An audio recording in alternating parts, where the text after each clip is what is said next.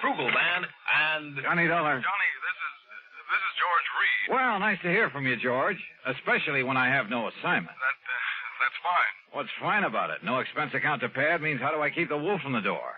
Unless, of course, Floyd's of England has the case for me. Huh? Well? Johnny. Yeah? Well, a few weeks ago, you were kidding at the time. Oh, now, George, how could I ever kid you? I'll let that one go. Yeah, you better. The point is, you rather jestingly asked me if instead of selling life insurance... Oh, no. Don't tell me. I'm afraid so. I'm afraid the company is saddled with what you might call a death insurance policy. You mean instead of insuring somebody against dying, you've insured him against living? Yes, John. Okay, Georgie. Say no more. I'll be right over.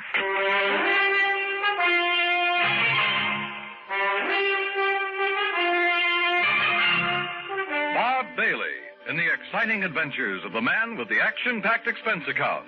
America's fabulous freelance insurance investigator. Yours truly, Johnny Dollar. Act one of yours truly, Johnny Dollar.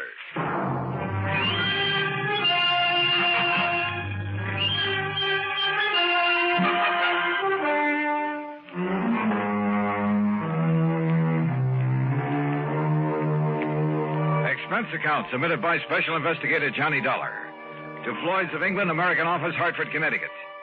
Following is an account of expenses incurred during my investigation of the Hope to Die matter.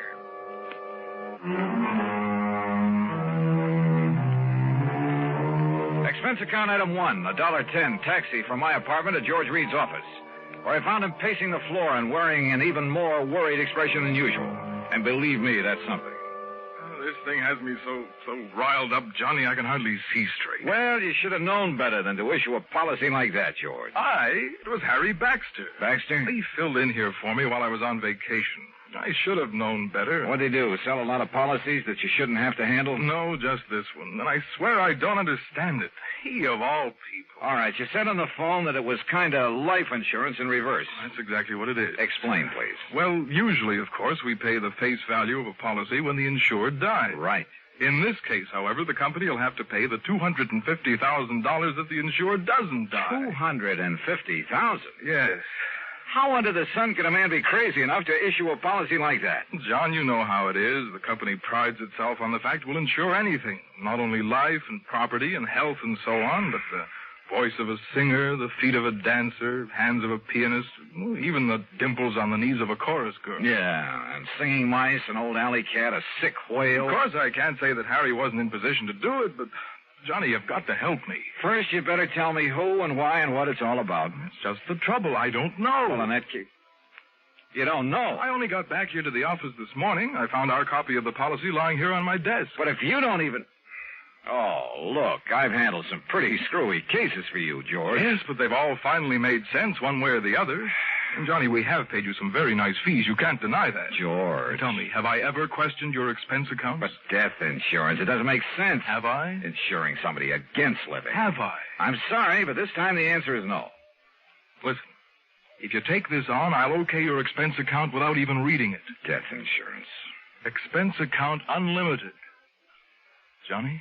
George, there are some things even a conniving, chiseling, unprincipled rascal like myself won't even... Unlimited?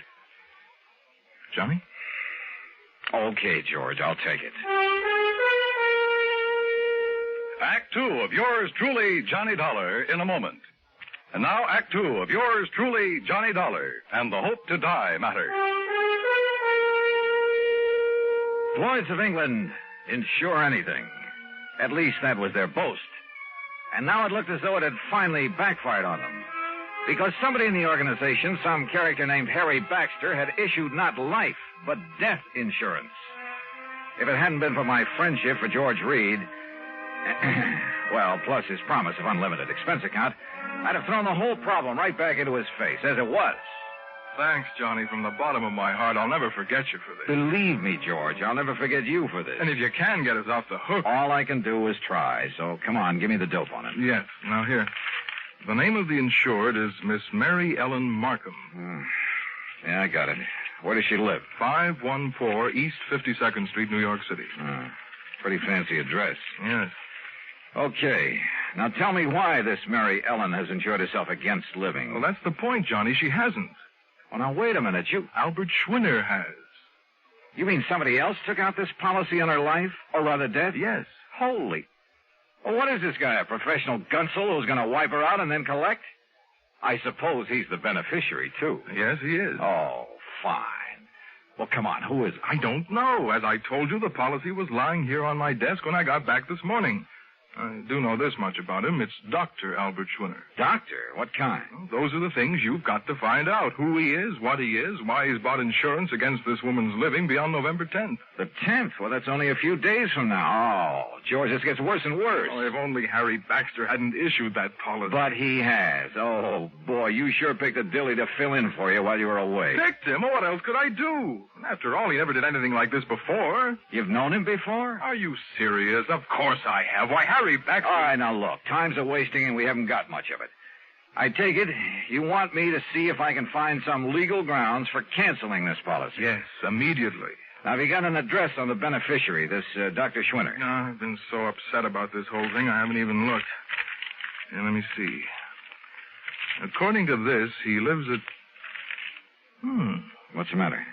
Dr. Albert W. Schwinner, C.L. C.L.? What kind of a doctor is that? I don't know. The address is 14327 E Street, Union City, New Jersey. C.L. Well, I'll soon find out. We're going to reach this Harry Baxter who sold the policy. In New York at the... here, I'll jot down the address. I still don't see how Baxter could get away with this. After all, when you consider his position... Here. He offered no explanation at all. Well, I'm afraid I didn't give him much chance. I practically threw him out of here. Oh, can't say that I blame you. And that's another thing. Look, Johnny, perhaps you can reason with... Oh, don't worry, George. He's number one on my calling list. I'll be talking to you. Expense account item 2, $785, fare to New York and taxi to Harry Baxter's address. A real snooty one over near Sutton Place. And people don't live in that joint unless they've earned or chiseled a lot of money from somewhere. In the case of Baxter, I suspected a big chisel. My suspicion was considerably heightened when he opened the door. His apartment was luxury from stem to stern. As for Baxter himself... Dollar? Well, of course, old boy. I've heard a great deal about you from my dear friend and colleague, George Reed. Dear friend, huh? Well, you say that as though you doubted it. Oh, I know, that filling in for him while he was away. Well, I really should have done better for the old thing, but I've had so many social obligations to meet these past few months, and after all, one must keep up with those things. Oh, I'm sure one must. Well, I did sell one policy, you know, a real dilly. Ah, that's the understatement of the week. I suppose I can't really blame him for being a bit excited about it, but he gave me no chance to explain why I issued the policy. Why did you? Oh, now, really? Well? Well, I made it very clear to George that I would tell him when he calms down enough to be reasonable. Really, Mr. Dollar, he was in quite a tizzy. Brother, he still is. That's why he sent for me. But when he calms down, he'll be sorry he bothered you. Suppose you tell me why you issued that policy. You? No. What? No, I'll tell George when he's ready and when I'm ready. Oh, now, just a minute. And you may tell George I said exactly that. Goodbye, Dollar. You'll tell me, Baxter, right now. I'll do nothing of the sort. And what's more, since my plane for Europe is leaving shortly, I have no time to... Would you kindly remove your foot from the door? Not until I get an answer from you. Now start talking. If you can show some legal cause... Legal cause? Furthermore, your behavior at the moment constitutes trespass, illegal entry, call it what you like. And believe me, unless you leave here immediately, I shan't hesitate to ring up the police. All right. Now look, just tell me one thing. I might. What? What is your connection with the beneficiary of this policy? Dr. Schwinner. That's right, Albert Schwinner. But Albert happens to be a very close personal friend. Oh, I might have guessed as much. All right, then tell me this. No, I'm sorry, just one question. I've given the answer. Goodbye. Baxter. Are you hard of hearing? Look here now. Goodbye.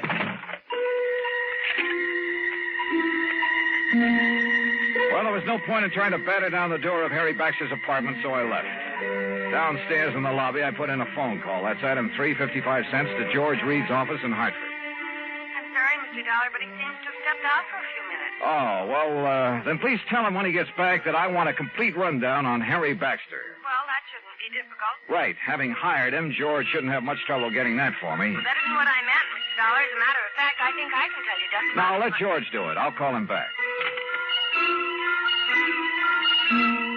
Item 4, 65 cents taxi to Mary Ellen Markham's apartment on East 52nd Street. A uniformed nurse met me at the door, told me I could stay with Miss Markham only a very short time, then led me into the bedroom. And there, carefully propped up in bed, lay a pale, wan, tired woman who looked to be 65 or 70. The room was full of flowers. You may leave us, Mrs. Haskell. I'll ring when I need you. Yes, Miss Markham. Sit down, Mr. Dollar. Thank you. I'm sorry I won't be able to speak with you very long.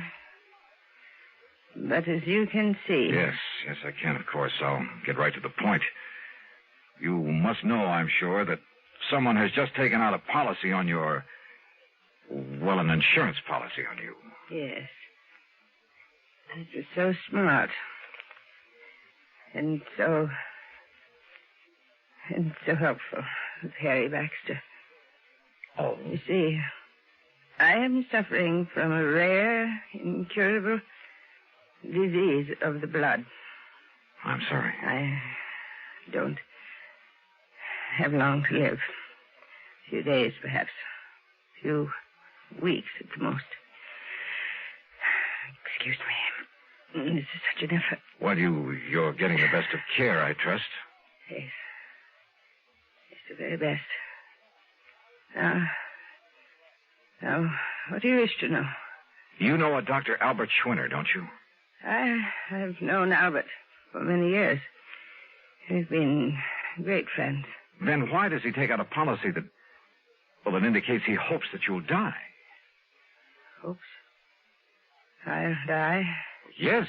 What else could it be? Oh, you don't understand. Don't you see? Schwinner has bought insurance against your living beyond November 10th. Yes. Yes. My 50th birthday. You mean to say you're... The reason so. Yes? I'm sorry. You mustn't. Oh, I know. I'm tiring you. Yes. But just one more thing. Your doctor, the doctor who's taking care of you. Albert. Albert? This same Dr. Schwinner? Yes. Now you must leave.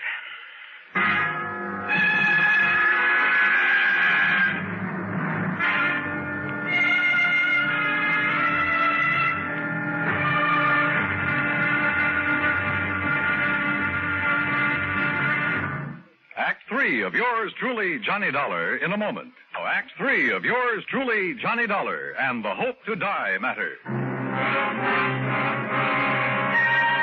The little that Mary Ellen Markham had been able to tell me left me more puzzled than ever. I've never been given such a runaround of my life, deliberate or otherwise. But I didn't dare tax her strength further, so I left. Item 5, another 55 cents for another call to George Reed in Hartford. This time he was in. Yes, Johnny, I must confess I'm calmed down a bit, but the first shock of learning that Mr. Baxter had issued that seemingly absurd policy... What do you mean, seemingly absurd? George's whole thing has me in a tizzy now, a double-barreled one. Well, I tried to call Mr. Baxter a few minutes ago, but got no answer. I wanted to apologize, of course. Apologize? After all, since he's chairman of the board... Chairman of what board? The company, this company. What? I tried to tell you that this morning, but you didn't give me a chance.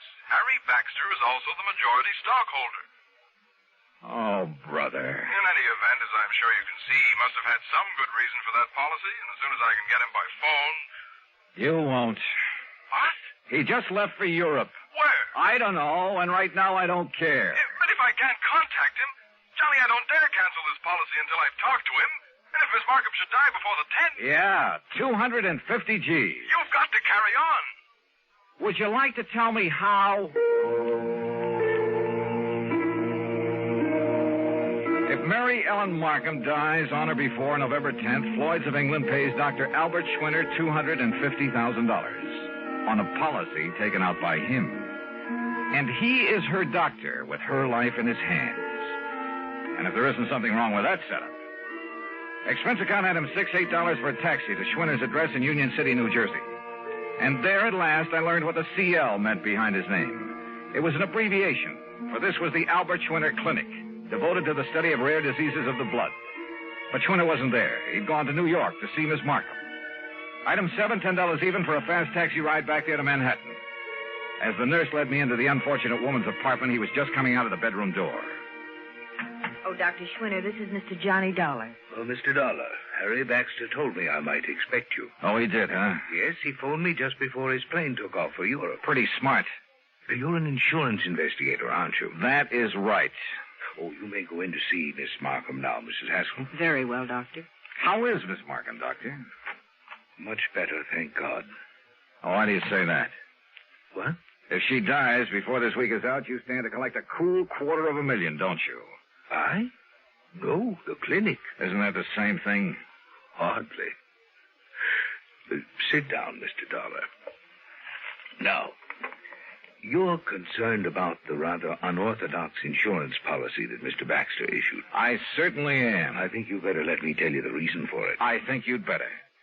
At the onset of her illness some 15 years ago, the best doctors in the country gave her 5 years to live at the most. And that's when you came into the picture? Yes. Because of the devotion, the concentration of all our efforts to this one field of medicine, the clinic was able for the first time to give her hope. Her hope was justified. We have given her years of life. But now, wait a minute, Doctor. She told us then that if she could be helped to live until she was 50... And that'll be on the 10th? Yes. That would prove beyond the shadow of a doubt that our methods, our practices were right, that we could prolong and possibly ultimately save not only her own, but thousands, perhaps millions of lives. Therefore, she agreed that if she reached 50, she would make an outright gift of $250,000 to the clinic and its work. Money which is much needed, by the way. But then it began to look as though she might never reach 50. Yes. And she suggested this unusual insurance policy on her death rather than on her life. I see. But why Harry Baxter, chairman of the board of the insurance company, its biggest stockholder, whatever? I don't get it. Baxter's own mother died of the same disease, Mr. Dollar. Oh. Of course. Then he knew how necessary this money is to the clinic. Yes. And let's face it, Baxter is something of an eccentric. And that's the reason he chose this offbeat way to make sure you'd get the financial help you need. Exactly. Then, if I try to get this policy canceled... A great many lives in the future may depend on its remaining in force. Of course, if you feel it your duty... Doctor, my duty as I see it is to do just exactly nothing.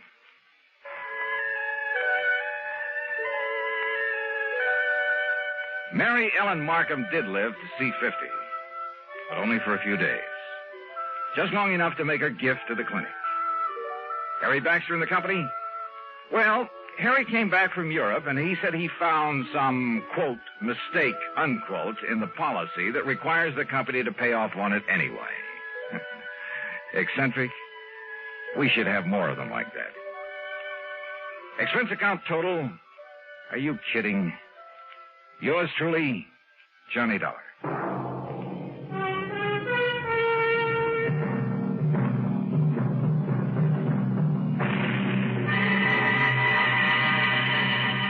Deposits program.